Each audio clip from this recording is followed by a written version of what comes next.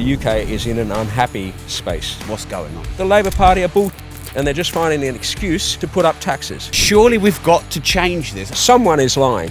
As a dragon on the den, how do you sell anything to anyone? So the first minute is crucial. Like, that is a huge mistake. Do never do that. Why did you leave? I was kicked off. Really? So the BBC... Cheeky. Business is kind of like a drug. It's like 120 or 130 business. So I think I became like a deal junkie. Money and success, it's a band-aid. Went through the care system. I've been a victim of violence. I always had imposter syndrome, but my stake was worth 40 million. Biggest mistake young entrepreneurs make? I found one thing, and...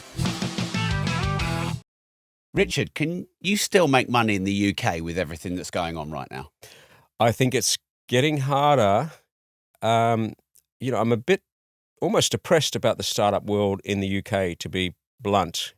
Starting a business now is difficult, but it's almost like it's polarized in the world. You've got the US and China. The US has obviously got what I call billionaire money, and the China has got government money. And it's almost like, not leaving China out for a moment, but if you go to a lunch in the US and you've got a good idea in some tech business or anything that's going to require money, you can do it over lunch. There's billionaires with their network and their money. So, and they'll might write a check for 20 million. Let's just say a tech company or something and go into AI somewhere, promising space. They'll write a check for 20 million over lunch, give or take, and then off you go. And they'll say, don't worry about making a profit. Just get market share, just grab market share. And I've termed this expression infinite startups, because they're startups, but they're infinite. They don't have to worry about getting a profit. So with this billionaire money, looking for a market share, they go off.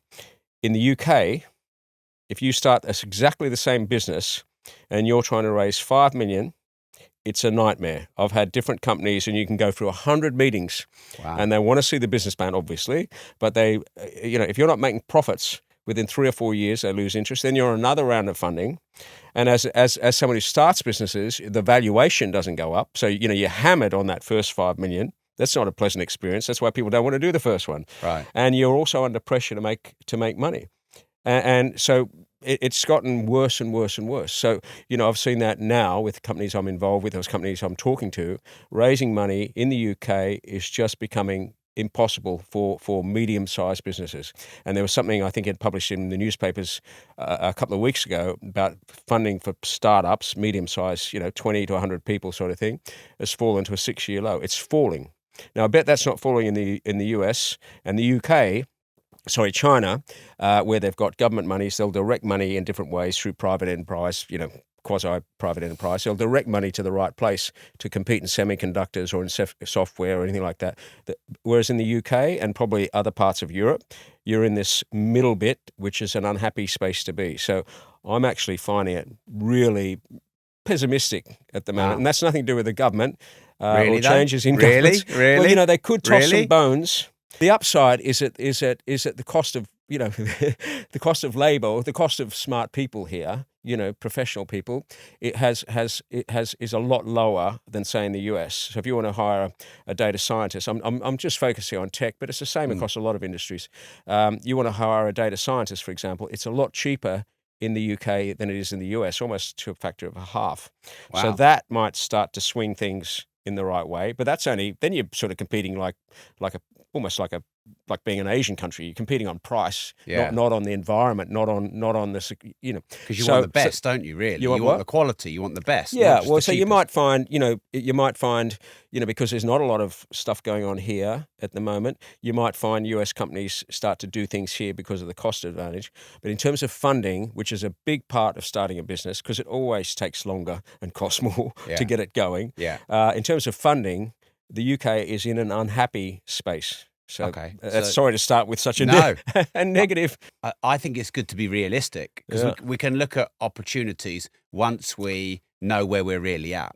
So I'd like to find out why. I've been an entrepreneur for 20 years, and I've definitely found it harder to hire good staff, who really are career focused as opposed to well-being and work from home focused. I've found a big shift there, found a major shift. And you can't just blame Labour on this. They haven't been in that long. No. And Conservatives don't really have the brand that they had. Low tax, supposed to be good for business and enterprise, but definitely over the last 10 years, more and more tax increases. National insurance, for example, that increase cost me 100 grand in the 100 staff that I have. But that wasn't a thing. It was just another excuse to stick a tax in under the radar. So what are the reasons that the UK are not the hub for business and entrepreneurship? Is it lack of talent? Is it being suppressed by maybe a more socialist government? Is there a disdain for entrepreneurs in the UK by our government? What's going on? I think it could be all those things, as much as I do. I think, when we call it, like the previous government, the Conservative government, I mean, are they conservative? Were they conservative? No. All the little things like, tax breaks, they were tightened up. Benefits for managers, tax option schemes, anything, incentive schemes, SEIS, EIS, things like they're all, and even getting, I don't know the audience are familiar, but they're just breaks that you get for starting a business. And the accepted band of like 1 in 10 startups working may be optimistic. So you think it's even less? It might be less now in the UK. It might be 1 in 20, 1 in 50? In the UK. So, and we have to have some reward for that risk. Yeah, so you have to you're taking a bet, and it's a long-term bet and it's highly illiquid. You put in £10,000, £100,000, £1 million, whatever you're putting into a startup, you got no liquidity, so you're not going to get that back in a hurry. Where if you buy shares in Google, you can get them back. So you got no liquidity and you've got that terrible odds.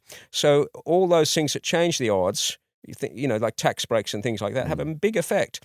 And, if you can't motivate managers by giving them, I've got a company, or I know about a company where their prices fall and they've got the managers, you've got to keep them motivated, but their share price has fallen. But changing that option scheme, just things like that, it's nothing is easy. It's not like, oh, we really want you to do that. Here's some, and getting, when you've got a company which is doing R&D, you get a tax credit.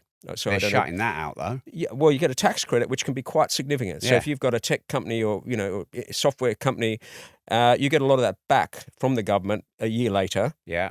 Because you paid tax on R&D, which is fine. But getting that back in a hurry and getting that back and without some inquiry, you can't put it in your business plan. Say, okay, we're going to get that hundreds of thousands back, or 10, whatever the number is. We're going to get that back in February. It may not come. It's just things like that. There's nothing like, oh, we really want you to do this. We really want you to. And there's no new tax breaks, and the old ones they've sort of been chipping away at. Even tax deductions. If you invest in a bunch of things and you lose money before you make it, you're not going to get your money back on the ones I mean, there's stuff like that, and income. Putting money in company, taking it out. If you put, it's just not easy. There's nothing. You don't feel like you're in Singapore, for example. No. So I'm going to ask you this: why are you still here? Because now, get this. You probably know this, but every year since lockdown, double the number of millionaires have left the UK. Entrepreneurs are leaving in their droves. Most of my friends, if not all, are entrepreneurs, and many of them are at the 20 to 50 million level, but many of them are at the billion level. And 2 of my friends have recently just left who are billionaires, and everyone I talk to, they're either on the way out or they're planning their way out. So 1, why are you still here? And 2, surely we've got to change this. I love business. You're a champion for business. You were on Dragon's Den. You were like the face of entrepreneurship. And it seems so sad for me that this is going on. It is. And I'm the same as you. I know people who are leaving, for different reasons, for the tax reasons, for inheritance tax. In Australia, I'm Australian, in case you didn't pick up my lovely accent. There's no inheritance tax. That's one reason. I've told my kids, if I get sick, look not too good, just get me on a plane to Sydney as fast as you can. Try to get me to die in Sydney. Right. But there's inheritance tax. But even buying and selling a home. I live in a substantial, nice home. I'm a successful guy. But to buy and sell it, to downsize, there's 10% the government just to move. So I'm not going to sell it. So it's just anyway. To answer your question, I know people who are leaving, the same as you. Some are Jewish people, friends of mine who live in North London, and they don't feel it's very friendly here. And they've probably paid tens or hundreds of millions in tax. He started a company which went to $1 billion back in 2000. $1 billion. $1 billion. Wow. Back when $1 billion was $1 billion. Still $1 billion. But yeah, but he started companies. He's extremely successful. Left school at 16. Extremely smart, but he's leaving with his family because he doesn't feel the tax environment and everything here is friendly, but also he's Jewish and he doesn't feel it's a friendly. But let's not get into that. Yeah. And then I got other friends who are leaving because of the non-dom thing. But I used to be. They're shutting that down and making that harder to do. Yeah. And there's the inequality of wealth has grown. So there's no doubt that people who are worse off are more worse off relative to the best off. But it's not the entrepreneur's fault, is it? No. But so that's a problem, right? So you can understand. I would have if I used to say to my kids if I was a young lawyer living in Liverpool, from a working class family, and wouldn't be able to live in London, so I can understand that sentiment. I can understand the sentiment of wanting to level things up. But on the other hand, something like non-doms, it's almost like you pencil off this area in London, we call it Mayfair or whatever you want to call it, Knightsbridge. Yeah. Pencil that off. Don't worry about anyone. They're not us, right? But they pay a huge amount of VAT. Yeah. They bring in jobs. Let them go and buy expensive handbag. Let them, let them live here. Let them buy that house for 20 million because that's 2 million goes in, and that pays for a lot of the rest of us. That pays for a lot of hospitals, a lot of schools. Let's just drop the envy on that because, and I know it looks bad, but you're encouraging wealthy foreigners. And ironically, while the UK is killing off the non-dom thing, and I'm no longer a non-dom here, so I'm not speaking for myself. Yeah. But for other countries like Italy, Portugal, Malta, they're introducing virtually the non-dom scheme. So you got to think the UK's had this scheme for tens, I don't know, 50 years, however long, right? And that's attracted a lot of people. And now they're turning it off. Well, all the other countries are turning it on. You've got to think, hang on. and we're not competing. You're not giving breaks to an English person, but a Brit. You're attracting wealthy foreigners. Now I'm a wealthy foreigner, right? But why not attract those people? And also they tend to. You just got to suck up. Okay, it might be distasteful them driving a Ferrari around Knightsbridge or whatever. But on the other hand, they probably spend hundreds of thousands a year, pay a lot of VAT. Maybe they create jobs. If they're entrepreneurs, they are creating jobs. So you just allow that to happen. Let's get the cake bigger. I don't want to talk like a classic Tory, but let's get the cake bigger, particularly from foreigners. So the whole non-dom thing and scaring people away, I think is a mistake. And if other countries are bringing it in, bring it in. Find other ways to level up the wealth inequality. So, and the other thing is, I used to be an economist. I was a central bank economist, the Reserve Bank, like the Bank of England here, but in Australia. So that's where I started. And I've never seen any analysis here. All the analysis is if we hit entrepreneurs and we introduce taxes and non-doms, how much is it going to cost when those people leave? It's almost all we hear about, as you mentioned, and I've been mentioning, is people leaving, right? But where's the analysis of the people who came, who aren't coming? Where's the opportunity cost? So I was living in Monaco, as one does, right? I'm a working class kid. I grew up in went through a orphanage and care home. So I'm not ashamed to admit, that I've worked hard and made money, right? But so I was living in Monaco, and I came here, as part of the non-dom thing originally, and I started 100 businesses. Wow. Now, if I'd have been there now, I wouldn't come to the UK. So the Treasury might be doing the numbers. Oh, it's okay if 50 millionaires leave. That's okay. But what about the 100 who are going to come in? So the price is not 50 leaving. The price is 150. You see what I'm saying? I do see, the opportunity cost, what you're missing out on is all those people. I don't know any, do you know any people moving here? No. Are there any entrepreneurs moving here? So that's what I know myself. I'm in online communities with global entrepreneurs. No one's talking about coming to the UK. So that's, the place is closed. Yeah, the place is closed. And then add to that things like the terrible public services that used to be good and the crime and the lack of convictions in central London. Add that to the mix. Yeah, this really makes me sad. Well, you asked. I love London. My two favorite. I'm from. I grew up in Sydney. My two favorite cities in the world are Sydney and London. And for five good things for Sydney, 5 amazing things for London. I love London. It's like a New York, but it's low rise. It doesn't. You're not getting honking taxis all night long like you got in Manhattan. You can see the sun. There's lots of park area. Yeah. The people are lovely. I love English people. Good banter with the Aussies. The sports culture. the food is now good, and I just love being here. So I really am reluctant to move. And it's not, life isn't all about money. But if I was focused purely on money and business opportunities, I'd probably go to the US or somewhere else, or even Portugal. Wow. So that's a sad thing for the UK. Do you remember when people from overseas could come to the UK and there'd be no VAT on goods they would buy, and then bang, they slap the VAT on? So we've stopped all the tourism, and aren't we supposed to be one of the biggest tourist nations in the world? And our monarchy and how that was a great brand for the world, and now that's in a complete mess.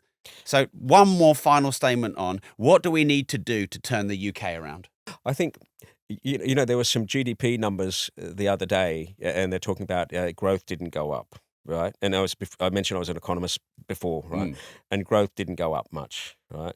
But I'd love to see the growth per person, right? So the growth is not adjusted. No, but you've got to find out how many people there are actually here, because I imagine they're suppressing the so it can feel worse off, even if GDP goes up, even if the size of the cake goes up, if there's more people and more demand for. So is it per capita you're saying? Yeah, I'm saying per capita. Yeah. So productivity, the output per person. Yeah. I don't want to sound too techie, but economy. But the productivity is not great. So why hasn't that in an era where you've got AI now, but before that you had the tech explosion. I mean, in terms of capability, why isn't the output per person going up? Do you think that's cultural? I don't know. There's something, and I don't know if working from home that's going to be another hit to it. I don't know. Can people be productive working at home, like the same in the office? I saw the ex-head of Google. He basically said, you miss promotion opportunities when you work from home. I've never really been a mega fan of work from home. Can you have the culture, the dynamism, the promotion opportunities when you work from home? Well, I used to run before I got into business, I was an economist, and then an investment banker. So I ran a trading area, and half of it, I'd learned from people more junior to me, but half it's by the coffee thing or just going out for lunch, or and you have someone sitting next to me, they'd ask me questions, but they probably wouldn't phone me up and ask me a question, but they just, I'll just have a go at that, or I'd talk, what are you up to? There's the value of that. I just think is, I guess on the other hand, and there's always, if there's a commute cost, and it's expensive here to get around on a train, and the commute cost, if you save that time and you save the time, then maybe there's a balance. If you don't work Fridays, but you're saving 2 hours commute and you're saving that amount of money, or and you do put the effort in, as long as there's enough cultural exchange. If you've got 4 days a week, maybe you can still get your promotion, you can still get your exchange of ideas, and you save a bit of money by not coming in. I don't know. Do you think people work when they're at home? I don't know. I think we all need accountability. And I was having a chat with one of my staff members who kind of thought that, I had it easier because I work for myself. And I said, no, I'm accountable to my business partner, my board, all my customers, the 3 million followers I have on social media. And I'm just as accountable as you are to me. I'm accountable to more people. And the thing you don't have from work from home is as much accountability, because it's easier to take the dog for a walk. It's easier to relax. And I just think human nature is to take the easy route. So I would say, if I'm going to try and be balanced, I'd say if you're a hardcore coder, or you need focused, isolation booth time, maybe you can be more productive working from home. But if you want career progression, if you're creative, creatives need to be around people. Like you said, catching those random conversations about things going on. I would say no. What about the one other positive, I suppose, is if you could reduce the number, the office space, that, I don't know if there was hot desks and things, people have 1 day off a week, but it can move around. So you need less desks and maybe less expense. I'm just trying to, But is it not about wanting to get productivity up? Yes. This is the thing that really frustrates me. Labour seem to say nothing about productivity, or the old school hard work, or working our way through these difficult times. Yes, yeah, work is a four-letter word ending in K. Yes, it's like work is the Antichrist. Yeah, I started out by saying, in a world where we've had a technology explosion, now we've got AI helping us particularly. that should push up, that should make people more productive, shouldn't it? I mean, you can do a website almost, just go on to ChatGPT and almost do a website or a coding for you. Yeah. So that's got to start to come out in the numbers somewhere, hasn't it? I mean, I did a logo, a company of mine did a logo, just boom, that just got it off the freaking, if they would have paid $5,000 to get a logo design, now, or a business plan, it comes, so that's got to filter through, hasn't it? Sooner or later product, that's got to help. But if it doesn't, then something's wrong. I think it will. But it will cost those people who don't take work seriously their job.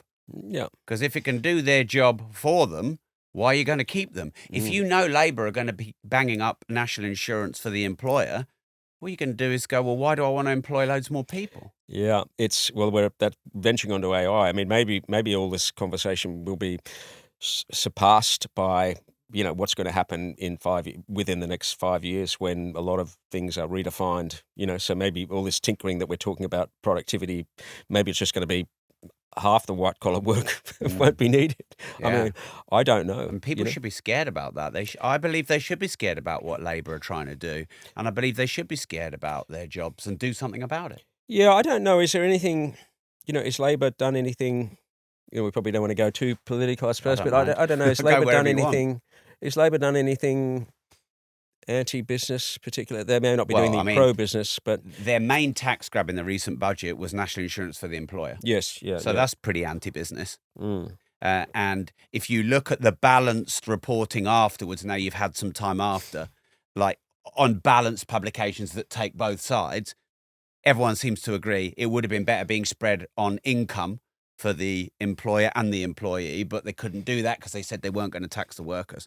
So I think it's very anti-business to charge national insurance. Well, as you say, if it's 100,000 straight on your straight bottom line, on your bottom line. Yeah, that's and you're going to employ less people for that. And, if you've got where are you going to look at your cost cutting? Yeah, people. And if you've got AI that might do it instead, you're going to think twice because there's no NIC for for AI. Exactly. So it might be, I don't know. Entrepreneurs Relief they've come for. Entrepreneurs Relief. I mean, they call it BADR now, don't they? But they've chopped that and chopped that and chopped that and chopped that and chopped that down, and they came for it again, and they've increased the tax. So less benefit for being an entrepreneur. So it's kind of same old Labour, but they did it because the Tories stuffed it up. That's the story. Now, okay, I've got a point about that. Someone is lying. Someone is lying. Really? In politics? Yeah, it's unusual. I think maybe more than a few, more than one. But someone is lying, okay? Because, as I said, I used to work for the central bank, and there's a Treasury Department. It's not up to the government should not be allowed to tell us about this 20 billion hole. That should be reported independently by the Treasury along the way. Were we all duped? Was it Tories? Have the Tories duped us into this 22 billion? Have the Tories duped us into this 20 billion hole without us knowing? We vote. Like, we get a say in that. We're shareholders. Right? But if that is true, Yeah. we should be told that along the way. Right, this is big numbers. Yeah. Right, 20 billion. We're not talking about someone's lost a freaking thing in the corner. This is 20 billion. So either we get told along the way, or the Labor Party are bullshitting and they're just finding an excuse to put up taxes. Right. So which one is it? And we shouldn't. 20 billion is too big to miss. Well, it's but the Treasury Department. The government and the Treasury Department should be obliged to tell us I'm going to bang my water. I'm all excited about this topic.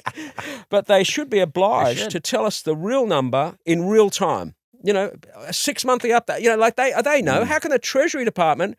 There's some job losses. If they didn't know about 20 billion hole, those economists, and I was one, should be fired. Yeah. AI wouldn't miss a 20 billion hole. So, but you see what I'm saying? Someone is lying. I know it sounds, but someone is lying. Either Labor are using it as their typical tax and spend rubbish, or the Tories are hidden mismanagement. Well, maybe both. Maybe it's 10 billion each. Maybe but both. We should, don't you agree? We should be told this. It's like, imagine you're running your company and then you change the CEO and then the accountant comes up, we've got to do this. And you're like, what? Yeah. Like, I want real-time information, or a month or two. 20 billion, you see what I'm saying? So that's the problem. So if Labor are just using that as an excuse, then that's really bad, right? It's easier to blame the previous administration. Yeah, but they shouldn't get away with it. When we vote, we should know the real situation. If the Tories do that, then kick them out. right? And if there isn't this 20 billion hole, then no, we don't want this. We don't want these tax rises. There's a right? 2.7 trillion hole, isn't there, in the government debt, really? Yeah. Well, but it has, if you look at an economy, we have a lot of assets, like the railway system is so it's like a business, and the balance sheet, so you've got you hope you've got more than 2.7 well, there's a lot of trillion infrastructure, isn't it? There's a whole, assets. I don't know if you valued the entire UK economy, the assets in it, it'd be worth, God knows. Yeah. Even Elon Musk couldn't buy it. No. It'd be worth, so you can have some debt. It's just the ability to finance that debt, But the governments anywhere don't seem to be able to making hard decisions, and I think that's probably why Trump, without going into whether that's good or bad, I think that's probably what people find refreshing about that someone's going to do something, and maybe Elon Musk, he's coming in to shake up the cost side. Maybe there's something to be done here. A big thank you to my sponsor Coinbase, a leading online cryptocurrency platform for buying, selling, trading, storing, and staking cryptocurrency. I've said it before, but the system is broken. The banks, the politicians, the financial system, they're playing a game and we are the pawns. So what can you do? Well, you take proactive steps to regain control. And from me, I'm investing in many decentralized assets such as Bitcoin. Now, I recommend you do it properly through the only publicly listed global crypto exchange, and that's why I use Coinbase. Now, this isn't a get-rich-quick thing. You need to do your research. But Coinbase makes that simpler as it gives you access to over 260 cryptocurrencies. From the established cryptos, like Bitcoin and Ethereum, to the emerging assets and even stablecoins, which are designed to be pegged and redeemable one-to-one to fiat currency like USDC. With Coinbase One, pay zero trading fees on trades up to £10,000 a month. If you're thinking about investing in crypto for the first time, Coinbase is publicly traded and listed on NASDAQ with transparency that you can trust. So if you're ready to take back control of your personal finances, then click the link in the description and sign up for Coinbase today. Now remember, do not invest unless you're prepared to lose all the money you invest. This is a high-risk investment and you should not expect to be protected if something goes wrong. This is not investment advice and it is not recommendation to buy or sell any particular digital asset. Shall we now spin this into trying to look for some positives? Yeah. And by the way, I think this stuff is really important to talk about. Yeah. Okay, so as a dragon on the den, seeing hundreds of pictures, how do you sell anything to anyone? Well, I'm not a natural. I started a business here called Home House. Have you been there? It's like a very successful. You haven't been there. You get in a cab now, you say Home House. It's a beautiful Georgian masterpiece, huge. Like, I don't know, it must be 60,000 square feet. It's got a gym, it's got restaurants, but it's a Georgian masterpiece. It's got ornate ceilings. It's I must have been there. It's like going into the Palace of Versailles. Right. And it's a private members club, but it's casual dress. The reason I'm mentioning that is because even though I was a main owner, the management after a while stopped me selling it, like selling memberships, because I'm not a salesman. I'd go in there with friends or people I knew and I'd feel bad asking them for money. And my friends, I'd say, oh, don't worry, just come in for nothing, because you charge membership fees. Yeah. Anyway, what I have learned about presentations and selling is because I've done, like you, I've done some public speaking and TV. And first thing is to have a brief message, a very short message. I'm sure you're the same. When I go to presentations, sometimes I go to business presentations with spreadsheets and all the rest of it. You zone out. Everyone zones out sometime. There's no way, even over 5 minutes, unless you're listening to us and we're very interesting to listen to, that you will pay attention. So within the first minute, get like a question in their mind or something exciting in their mind. Don't start out, when I was a little boy, and like sometimes I get emails asking for investment. Starts out, well, my background is this. I used to like bicycles, and I'm like, I'm not going to read this. No. It's like, it should be like, do you want to change the world in the bicycle market? It's got to be, and why? And the sooner you get that out, so the first minute is crucial. The first minute, you have to grab their attention, right? So that's the first thing, and get that out really quick. Another one is to embrace the butterflies. So I found when I've done public speaking, I've probably, like you have, I've done hundreds now of after dinner speeches and stuff like that, or lectures. And I find if I'm feeling flat, if I'm not nervous, it's normally, I don't enjoy it. I'm just like, I'm like, it's tedious for me, and it's probably reflects my performance. Whereas you've got to be a bit like today. I'm got a bit of butterflies, but I'm not nervous enough to So have some butterflies. Don't worry about having butterflies. Another thing is, I used to go on a Matthew Wright show. It was a live TV show here, which did very well, a million audience, and it's live. And we used to review the news in the morning. And there was one morning, it was the middle of summer. I don't know why they had a window open somewhere. And we review it, and this is live TV with a million people watching, a live audience. And somehow some wind came through, and all our newspapers went flying off the thing. And I thought, well, this is fucked. Yeah. Sorry. I'm like, is this a problem? Right? I'm like, if that happened in Dragon's Den, that's not going to make it on the footage, but this is live TV. Yeah. And they go, and he goes, oh, look at that. They were having fun. I'm like, and it just reminded me, and it was fine, just pick it up, but it just reminded me of how you react if you're giving a presentation or I think that's what we're talking about. Yeah. If you're giving a presentation or a pitch or something, and something goes wrong, like you mix up a number or your fly's undone, whatever, how you react is the audience will react the same way. Mm. So if I'm really embarrassed and I go, oh my God, I've messed up my numbers, they feel awkward. Yeah. And it's bad for everybody, and it distracts, But if I go, sorry, that number was wrong. Let's start again. Oh, hang on, I've got the wrong, sometimes your slides don't work and you're like, oh, hang on.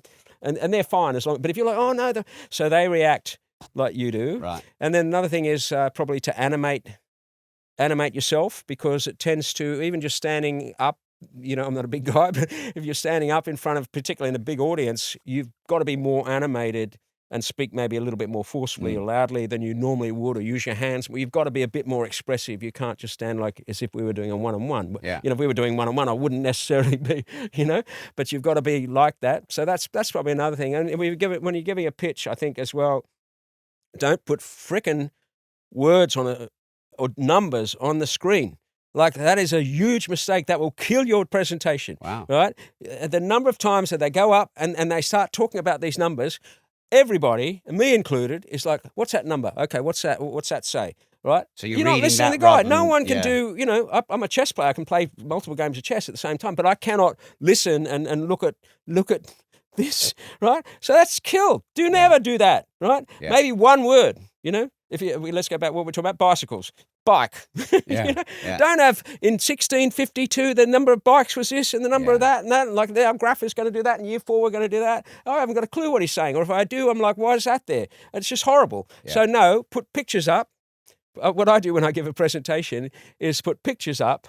And if I'm going to talk about bicycles, it's a picture of a bike. That's it. And then I don't use notes with, I talk for maybe 45 minutes, but I don't use giving away my little secrets here. But I don't use I don't use a script. I just talk off script, but I know what I'm talking about.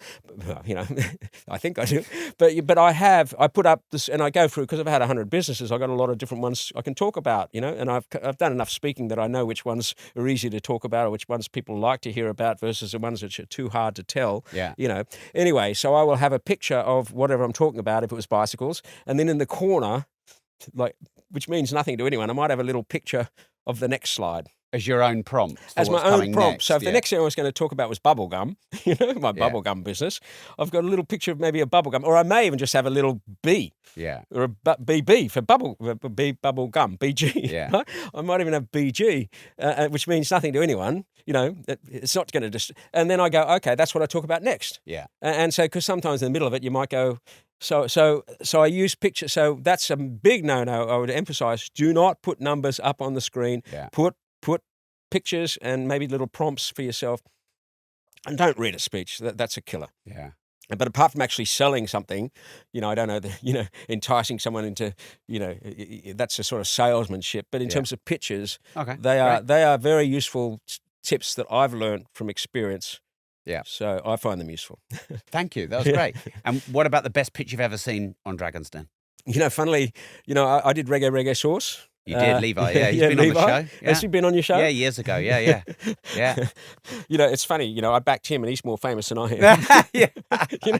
And he gets. I love Does Levi. That piss you off? And he speaks at business conferences. I'm like, must have learned a lot in the meantime. He's lovely. He'd laugh. He would laugh. Yeah. And oddly enough, he embraced some of those things that I was just talking about. So. I don't know if it was a while ago, but it's quite a viewed episode on Dragon's Den. The reggae, I think it's the most viewed one. Yes. So he came on and he brought his guitar on, singing, "Got your music in your food for me. I got the reggae." So, and he came on and he'd been sitting there for 2 days. You're not allowed to see the set, not allowed to see us. And he'd been sitting there for 2 days waiting for his slot. In the meantime, he'd broken his guitar string. So the BBC apparently told him not to use his guitar. And he's like, "I can't do it without the guitar." And he insisted, which was a big move. Yeah. So then he came on singing. So that was a nice, in a way, we're talking about that first minute. That was something you don't get. You're sitting there filming for week after week. And suddenly you see something like that. It's a mood lightener, you know? Yeah. And then also just the way he reacted. Like when we said, "How come you got such a cool name like Levi Roots?" And he goes, "Well, it's really Keith Graham, but I just prefer Levi Roots." And he laughed. So we laugh, whereas if he's like, "Oh, well, actually, it's not my name," so we reacted like that. Yeah. But the ultimate was when I go, "Oh, Levi," and he's waving an order around.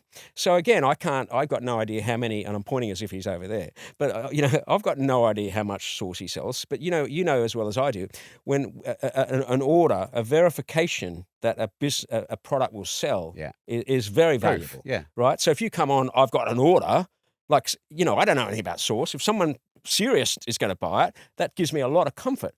So he's waving around this order, and I've got, and he's been selling it for Notting Hill Carnival for years and years, but I don't think he's had that much success to that point. Yeah. And he's waving around this order. I'm like, and I'm used to leaders being Australian, and I'm a numbers guy. I'm going, hang on, this sounds like 2 litres per person in the United Kingdom. Right? This sounds like it's not quite right. I'm like, so I said, I said, it's on the film.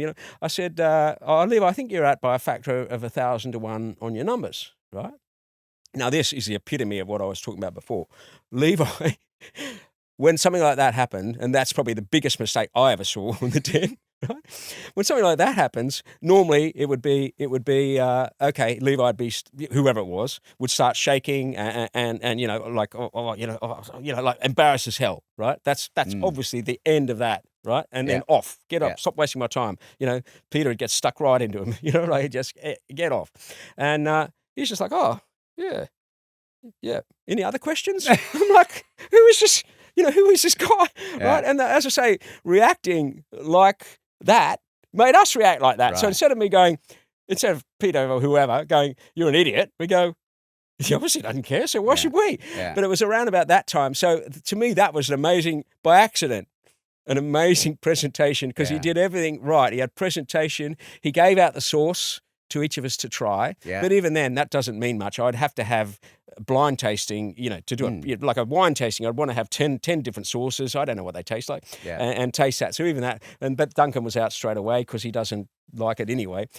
But you'd have something like that. But his initiation, like with the guitar, the song, smiles, his hair, his look, and then he came out, he gave everyone a product, and then just being so nonchalant about mistakes and and like that. And that was, to me, was the best presentation, sort of by accident. But so I've got jotting down on my notes about him, and it was like a eureka moment because there's no way you're going to invest in this sauce. I mean, sorry, Levi, I don't think you.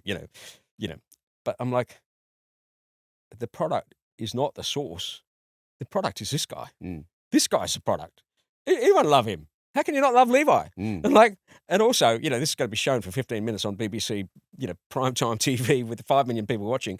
Like, this guy's a product. And I wrote it on my pad. I've still got it. Yeah. The product is not the source. The product is him, and therefore invest, Right, yeah. So it was like that, and so for that reason, and that's a funny reason, he's the best presentation. Right. And that changed his life.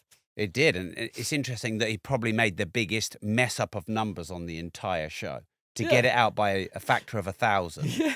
But yet he still got the money. And you do wonder if he had a time machine, if he didn't mess that up, that made him more likable. Yeah. And somewhere those mistakes made me like him. Right. And if I hadn't liked him, and Peter jumped on the back of it, so he split it, that investment. But I don't think Peter would have invested if I didn't invest. So if I hadn't have suddenly decided I like this guy, but if he hadn't made the mistakes, maybe I wouldn't have liked him. Yeah. So it really is about just reflecting and being yourself and letting people know you a little bit, isn't it? Right. Yeah. Yeah. I love that story. Yeah. Because it is easy to get yourself all nervous and het up. And sometimes it feels like business is really serious. And that's why I love his story. Can we go through the numbers on that then? What, the 10,000? The numbers on what? On the investment. Yeah. So how much did you put in? I think it was 20,000 each. I think it was 40,000 between the two of us. Okay, so you put 20 grand in, and how much of a share of the business did you get? Again, you're testing I think we had 40%. I think we put Wow. in 20. But I mean, it's easy for people to look it up, and I'm probably Yeah, wrong. but no, But that's it was all right. something like that. It was Yeah. something like 20% for, Okay. at the time it was like, yeah, let's And give him some money. He's a nice guy. Right, so for you, that was not a lot of money. Not Then, relative to no. the amounts you're supposed to invest. No. And how much did that investment make you? Well, I sold out early. How early? Probably wrong. Right, how early? Wrongly. Well, certainly wrongly. Yeah. Because Levi, and bless his soul, he then wanted to go to the US. And I'm like, our advantage is here in the UK. Yeah. And I know I have it, I call this thing the 1% myth, like.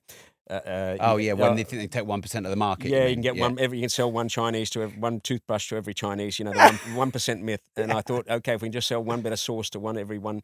Yeah. I thought, and even Boots had failed trying to get into the US. There's a lot of, it's a great Brits and British companies going to the US super hard, isn't it? Yeah. And we have to be honest, Levi got that big leg up because people knew who he was. Yeah.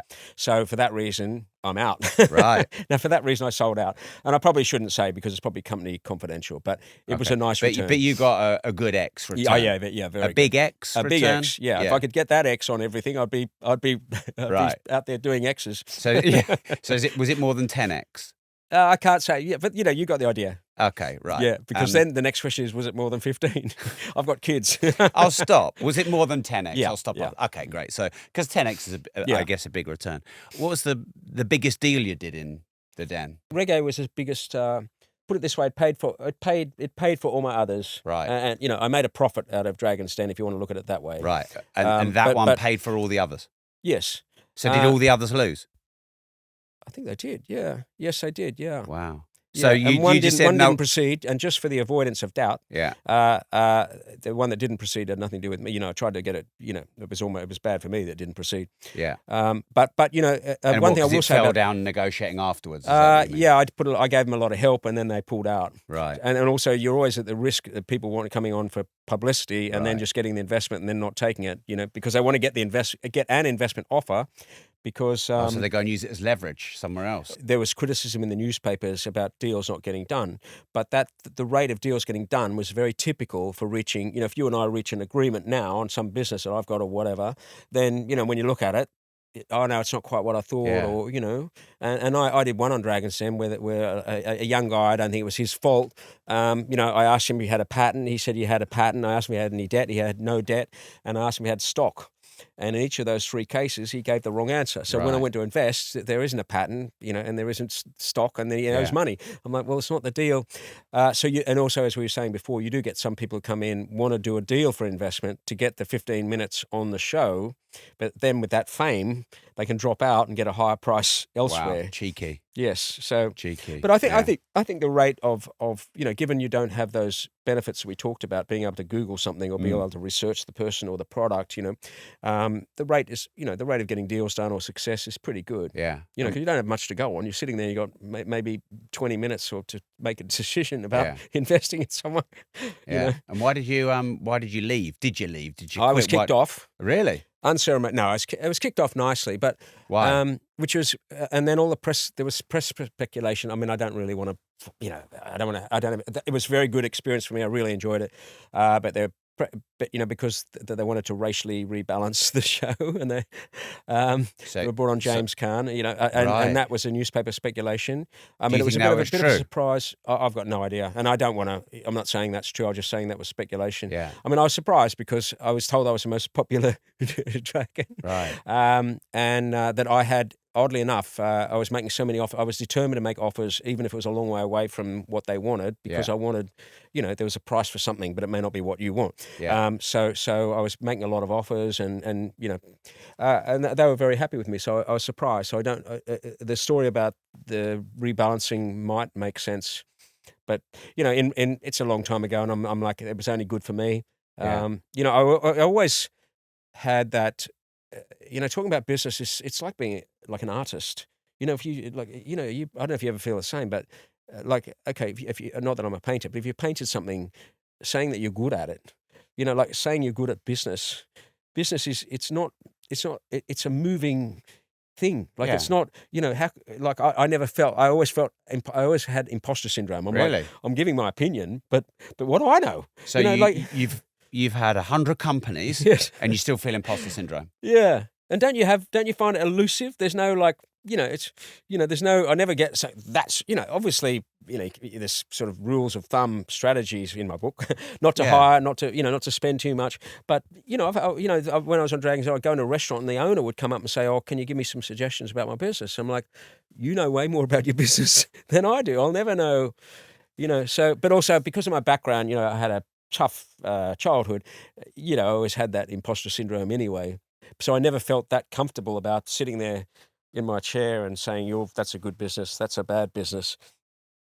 That's really fascinating that someone who was on Dragon's Den, the most popular person on Dragon's Den, have 100 companies, made probably hundreds of millions. I won't ask you, maybe I should, and yet still feel imposter syndrome. Yeah, and oddly, I don't think the others had that at all. No. Just to be. So what did they have that you didn't? Why did they believe in themselves more than you?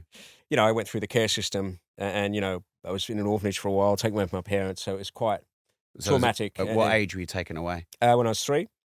Wow. Do you remember anything about your parents? Yeah, I remember, leaving my mother and, and we had to be taken away. We were not in good shape. Right. And I remember the orphanage, where it was actually a girls', because I was a little boy, I was in the girls', home, and my sisters were there because I'm one of 11. But so I had sisters there, but they weren't. So were you all taken away? Yeah, we're all taken away, and we were in the outback of Victoria, of New South Wales, and we're put on a train.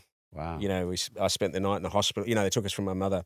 But we lived in a tent. I know this sounds like one of those comedies, Right. But my father was a sheep shearer, so we traveled around just from town to town. And he was a good worker, but sort of alcoholic and violent.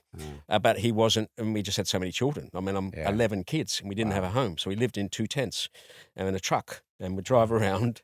And my older sister, Betty, who's like not much more than a year older than me, she was sleeping in a box, and I was in a little thing on the tent, but we were undernourished, and the police had come and told our parents that they were going to take us. By then, at that point, there were 6 of us. Long story, they'd given away kids to other families in the outback. So you were all split. You weren't. So the 6 of us were there, and then so they came and took us, which was, my mother was distraught, but my father was, and then we ended up, and then I was in a home, but the home was so cruel. This is, I'm 64. This is in the early 60s, mid 60s, and so cruel. Like there's been books written about just how bad, So my sisters could hear me crying. They weren't allowed to come in.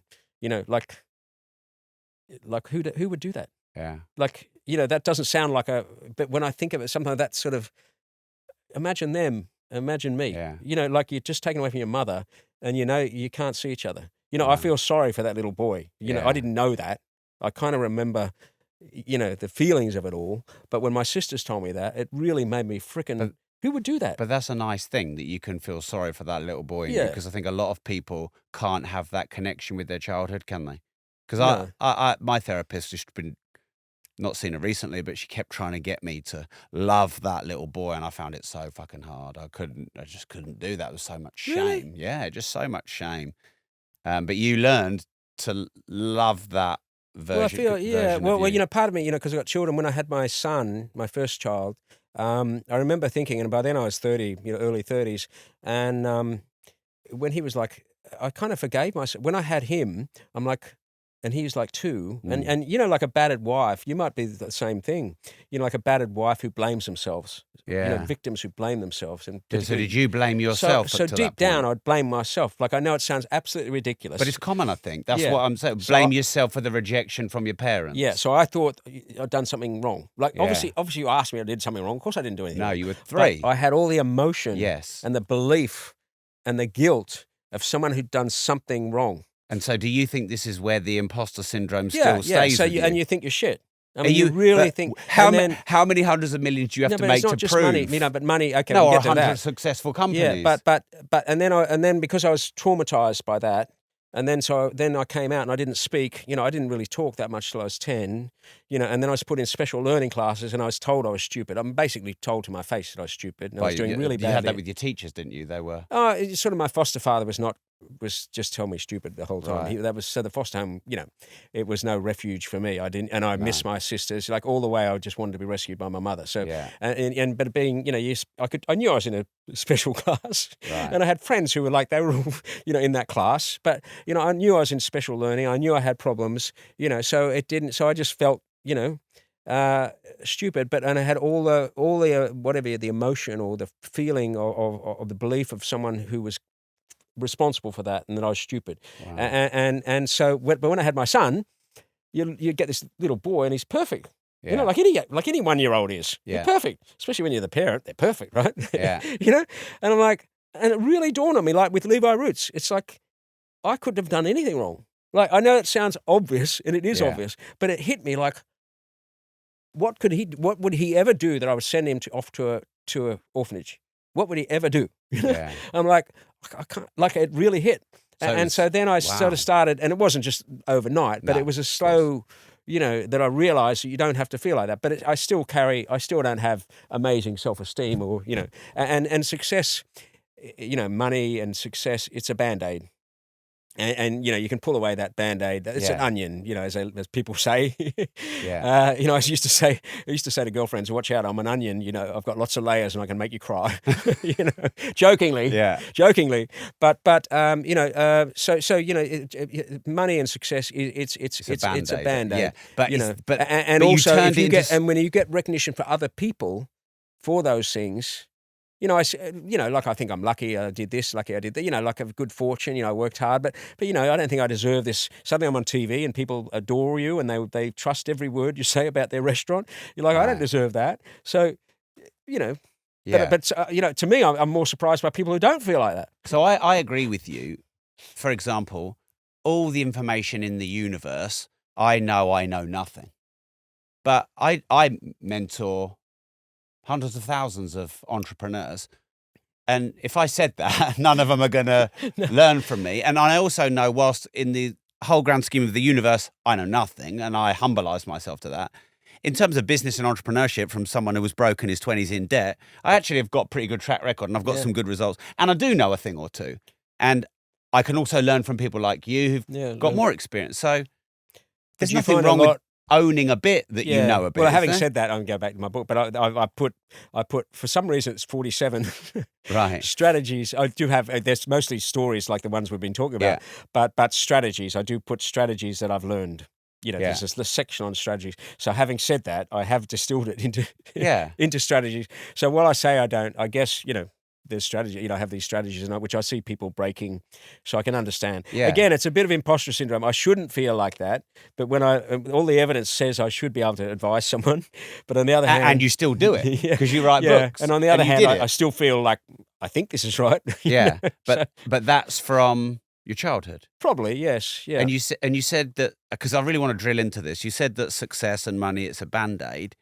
Had you not had the void from your childhood, you might not have driven for the success and the money because you had nothing to put a Band-Aid on. Yes, that's true. Yeah. Like sometimes I meet sort of what I'd call, my childhood was very unusual. So, but I meet people with normal childhoods.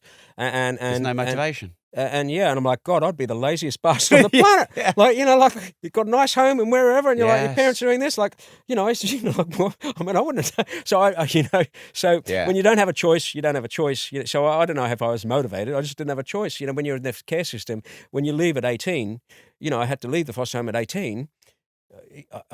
My friends are going to university. By then, I was getting good school marks. I couldn't go to university. I had no money. Yeah. The government support. I did some work for charity, and one of the things we did was advocate for support when you're 18. You just fall off a cliff, and then they all ended up on the streets or taking drugs. I was lucky that I got a job, straight away. But I had to go to university at night when all my friends are going during the day because I got parents. But so I didn't have a choice, and I knew if I didn't do well at university, I had no. If I didn't do well at school. I learned early on where I went from the sort of special learning class to the top classes because I wanted to do well. I like school because I didn't like being at home. Yeah, well, I think there's a lot to learn in that story, so I'm glad you shared it. Yeah, well, you probably got the same by the sounds of it. Motivated by Yeah, I'm different definitely things. running away from things and towards money and business and entrepreneurship and books and podcasting and all this stuff.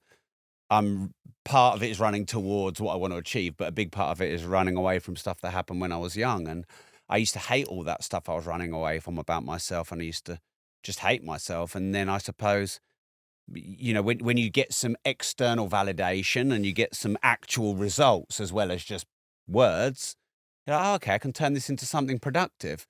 And so you can still run away from what you're running away from, because I'm 45 now. You thought I shouldn't be running away from things that happened when I was 9 or 10. But if what you're running away from propels you towards something productive and valuable and useful to society, which, books on teaching people how to be entrepreneurs and investing in upcoming entrepreneurs and creating a culture of entrepreneurship in the UK like you were involved in, to me, that's a massive thing. Yeah, it's a good thing. Yeah, you're Yeah. right. It's a good thing. Yeah. So hopefully, yes. Amen. And we can own that now. yeah. And I suppose business is kind of like a drug. It's exciting. Mm. I was the reason I've done so many, it's like 120 or 130 businesses, is I think I became like a deal junkie. Like I loved, Yeah. oh yeah, you got a new one of these? Yeah, let's do it. And I have to stop myself. I have to say, listen, you've done those before, they don't work. Yeah, I know that feeling. Yeah. So essentially, And you meet someone, you think, oh, wouldn't this guy be amazing? Yeah. So you've created a healthy addiction from the pain in your childhood. Yes. Well, there's worse things to be addicted to than business. Yes. So we're going to do quick fire round. Okay. I'm going to try and get all these. I've probably got like 15 questions. Yeah. So do you reckon you can do them in each one in about a minute? Yeah, I'll shut it down a bit. Yeah. Biggest mistake young entrepreneurs make Spending too much. on. Well, I sort of classify in my book, the businesses discovery, disruption, discovery, and defense. So you've got to disrupt one way or another. It's either on price. You're either selling this disrupt by price. I can make this cheaper, exactly the same, or disrupt because it's better with a better material or whatever. So I can disrupt one of two ways. So it starts with disruption, then it's discovery. So if I make this, how long does it take me to figure out if I've got a viable business? So if you're starting this business with 10 grand, 100 grand, any number, you're starting that business, most entrepreneurs go, this is going to work.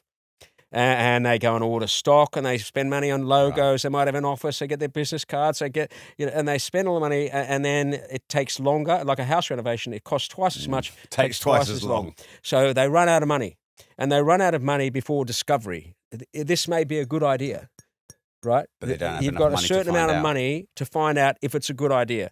They waste the money on one thing. The first year is a research project. The first year is spending the money to find out if this is viable. That's what you want to find out as quickly as possible. And if it means not having a shop front, not having any offices, not having a briefcase, just go and sell that, and find out. And so many times, even I made that mistake in my early days. I'd run through the money before we found out if the product was viable, and I'd feel like you've watched a movie, but you haven't watched the second half of the movie. You don't know, was it a good idea? So they're spending too much money on the business before getting through to figure out if the product will work or not. Yeah, find out it's an idea. Find out. No expert will tell you if that'll sell or not. No one. No dragon, no one else. You've got to find out. Like developing a pharmaceutical drug. You've got to do a trial and find out. Got it. As a dragon, yes, in 1 minute or less, should you raise money to start a business or self-fund and bootstrap it? Depends on your circumstances. If you've got plenty of money, then you may not. That's a tough question because it depends on your circumstances. Good. I like tough questions. Yeah. I mean, if you have a choice, then why would you take external funding? Because you're giving away a share of the business. Yeah. But what if you could grow to 10x with other people's money? Which is that's point. Doing a different business. So they're starting the business, or they're starting a bigger business with other people's money. Yeah. So you have to find out the value of that money. If it means you can quickly access markets and do things better and get to the answer of whether this is a viable product, then get the money. It's worth it. Right. And also, if it comes with expertise, then fantastic. Right. And also, you may need further funding later. And if they're shareholders now, they'll follow the business, and you can get the extra bit for the expansion. What are traits of disruptive entrepreneurs? Well, I think all entrepreneurs are disruptive. That's one of my D's, disruption. You either have to disrupt on price or on product. So everyone is you're doing something different. Even your podcast is something different. Anyway, I do find a lot of people have little quirks. They're not your sort of Joe Average from Joe Average family or Jill Average family. They tend to have little quirks and be motivated or something to prove. So maybe they're not the healthiest people mentally, because you got something to prove. Yeah. But they need. I found one thing, and there is no. I don't know. The entrepreneurs come from all ages, all backgrounds, all countries, all religions, whatever. But there are no lazy entrepreneurs. So, however, whatever gives you motivation, there are no lazy entrepreneurs. What's the biggest disruption that's happened to you in your life?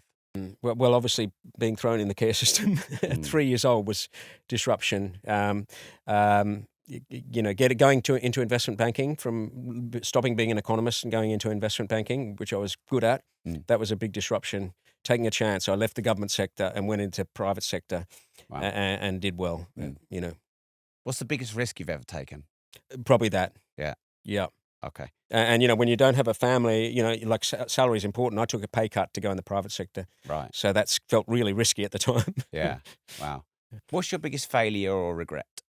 Well, I've got lots of failures. 120 companies, and and knowing now, I know we talked about this, but when I do think what I've learned in business, there's some of the stupid stuff I did, spending money too quickly, all that kind of stuff, not getting discovery, like there's so many. I've made so many, there's one in the book where there's a financial one where I had a company, which was worth $1 billion. I was a small shareholder, but my stake was worth 40 million. I didn't sell, and then it was eventually worth a tenth of that. And I'm like, that was pretty stupid. Yeah. Wow. So, things like that. There's a lot, when you're 64, you try to learn and not be too hurt by it. This show's called Disruptors. Yeah. Which I think you know. Oh, okay, I like it. What does the word Of course. disruptive mean to you? Well, it means, a lot of people think disruption is only on disrupting with a product. But as I say, you can disrupt with price. And and disrupting with a product may not even mean the product's different. But if these are for sale in London but not in Liverpool, and I go and start selling those in Liverpool, that's disruption. So it's the same thing, same price, but it's a different geography. Yeah. So disruption can take a lot of forms. So some people call it USP, Yeah. but I prefer disruption. Right. And can you tell us about your new book? Yeah. So it arose from a series of newspaper columns I used to write for City AM 10 years ago or more, which did very well, and it sort of goes from business, but a lot of personal stuff, So it's a collection of stories. It's got about nearly 50 strategies in there, which are defined very clearly, disruption, all that kind of stuff, which are things I've learned. And the simpler I can make them, the better. Yeah. But it's got 50 things in there. And then it's got a series of stories, which go from all sorts of things right up to like ridiculous things, ideas I had in the middle of the night and all that kind of stuff. And experiences. Well, even that one, playing chess and the way that you think and how that means for the odds of business, investing in movies. I've had pharmaceuticals and freaking modeling, bra company, the sauce company. I've had every sector, home house. I've been involved in airline. So I kind of learnt what's the more interesting and instructive. So it's these stories organised into different sections. Right. So it's easy to read. You can pick it up and jump in wherever you like. And it's called Humble Stumbles. Humble. And if I get the Stumbles? rest of it right, it's Humble Stumbles, Strategies, Stories, and Soul Searching from a Serial Entrepreneur. Isn't that good with the S's? Very Strategies, Stories, Soul Searching from a Serial Entrepreneur. Yes. And then where can we follow you for, you sharing content on social media? Well, I'd never got into social media, and then, people are now telling me, well, you've written a book, you've got to go on social media. Well, it's also part of that imposter syndrome. I'm not very good at. I'm LinkedIn is good. Yeah. And then my what's the other word? Instagram. I think I'll start. You're really selling this, Richard. I'll start to put stuff on Instagram and YouTube, and that would just be if we search Richard Farleigh, we'll find all. Yeah, that. if you go to the website first, and then you can contact me or Yeah. But the book is a good place to start. Then you'll feel like you know me. Great. But I should get better at this, shouldn't I? This is like a breath of fresh air to me. I love the honesty and how you can get so good at something and still every day just struggle with your own beliefs. I think that's very inspiring. Yeah, I wonder. Do you think entrepreneurs are very confident normally? No, not all. I think we're all carrying baggage, and I think we've all got areas where we lack a sense of belief.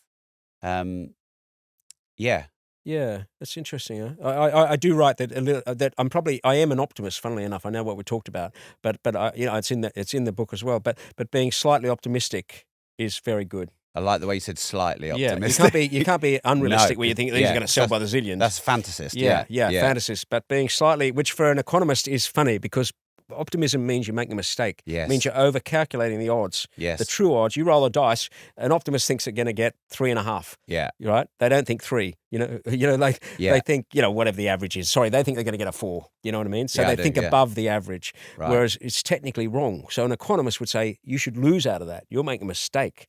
But by being slightly, and all the research, because I find it interesting, all the research about being optimistic, it's a good thing. Yeah. And I think it's also magnetism. People who are slightly optimistic are more fun to be with. Yes. So they get other people around them. Yeah. No one wants to be with a pessimist too much, do they? Well, I mean, in recent times, with everything that's gone on in the UK, Yeah. people are, they're pessimistic about the future of the UK. I've said that a lot, but I also think there's an opportunity in that. If a lot of people are leaving and you're here, you've got opportunity. I think Labour government are going to need the help of entrepreneurs in the end. I don't think they're getting enough advice. I think there's always an upside, I think. Anyway, we want to finish on a positive note. Yes. London is a great place. Yes. Hopefully the Labour government in Australia worked out okay. Everyone was panicking, Yeah. but they're fine. So hopefully this is a Right. more Tony Blair than a who's the other, one of the old ones. Yeah, I hope you're right. I hope Yes. you're right. Richard, this has been a lot of fun. Thank you very much. Yeah, thank you.